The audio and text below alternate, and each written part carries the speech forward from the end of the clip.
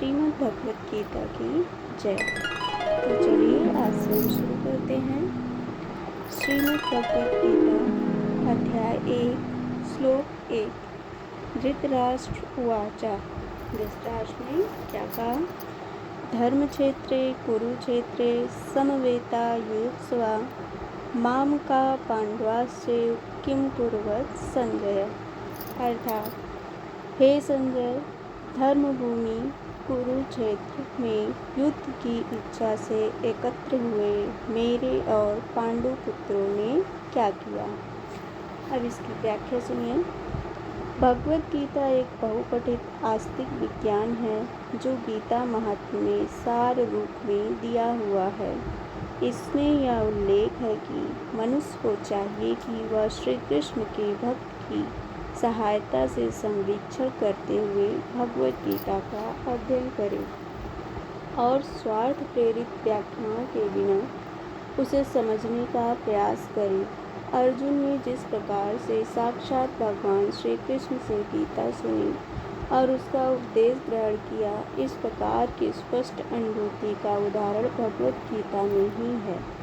यदि उसी गुरु परंपरा से निजी स्वार्थ से प्रेरित हुए बिना किसी को भगवत गीता समझने का सौभाग्य प्राप्त हो, तो वह समस्त वैदिक ज्ञान तथा विश्व के समस्त शास्त्रों को अध्ययन को पीछे छोड़ देता है।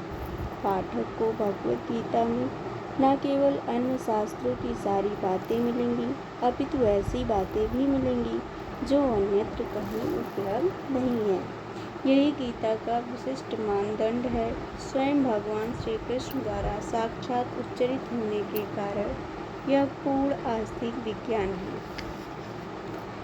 महाभारत में वर्णित धृतराष्ट्र तथा संजय की वार्ताएं इस महान दर्शन के मूल सिद्धांत का कार्य करती हैं।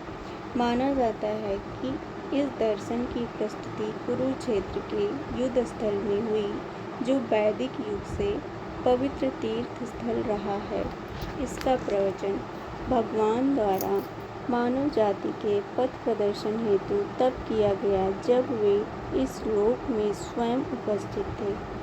धर्म क्षेत्र शब्द सार्थक है क्योंकि कुरुक्षेत्र के युद्ध स्थल में अर्जुन के पक्ष में श्री भगवान स्वयं उपस्थित थे।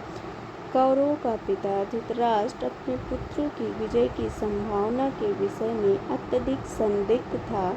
अतः इसी संदेह के कारण उसने अपने सचिव संजय से पूछा कि मेरे और पांडु पुत्रों ने क्या किया। वह आश्वस्त था कि उसके पुत्र तथा उसके छोटे भाई पांडु के पुत्र कुरुक्षेत्र की युद्ध भूमि में निर्णयात्मक संग्राम के लिए एकत्र हुए हैं। फिर भी उसकी जिज्ञासा सार्थक है। वह नहीं चाहता था कि भाइयों में कोई समझौता हो, अतः वह युद्ध भूमि में अपने पुत्रों की नियति के विषय में आश्वस्त होना चाह रहा था। चूँकि इस युद्ध को कुरुक्षेत्र में लड़ा जाना था, जिसका उल्लेख वेदों में स्वर्ग के निवासियों के लिए भी तीर्थ स्थल के रूप में हुआ है, अतः धृतराष्ट्र अत्यंत भयभीत था कि इस पवित्र स्थल के युद्ध के परिणाम पर न जाने कैसा प्रभाव पड़े।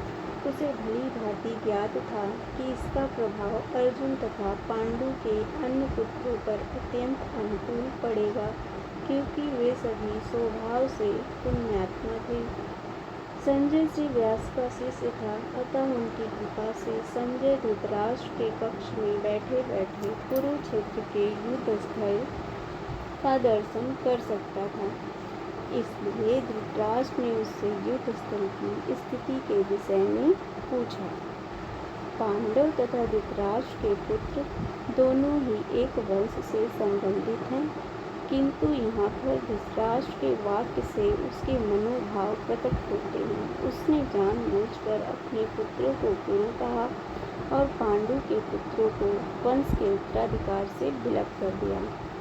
इस तरह पांडु के पुत्रों अर्थात अपने भतीजों के साथ धृतराष्ट्र की विशिष्ट मनस्थिति समझी जा सकती है। जिस प्रकार धान के खेत से अवांछित पौधों को उखाड़ दिया जाता है, उसी प्रकार इस कथा के प्रारंभ से ही ऐसी आशा की जाती है कि जहाँ धर्म के पिता श्री कृष्ण स्वयं उपस्थित हो, वहाँ कुरुक्षेत्र रूपी खेत में दुर्योधन आदि धृतराष्ट्र के पुत्र रूपी अवांछित पौधों को समूल नष्ट करके युधिष्ठिर आदि नितांत धार्मिक पुरुषों की स्थापना की जाएगी। यहाँ धर्म क्षेत्र तथा कुरुक्षेत्र शब्दों की उनकी ऐतिहासिक तथा वैदिक महत्ता के अतिरिक्त यही सार्थकता है। हरे कृष्ण।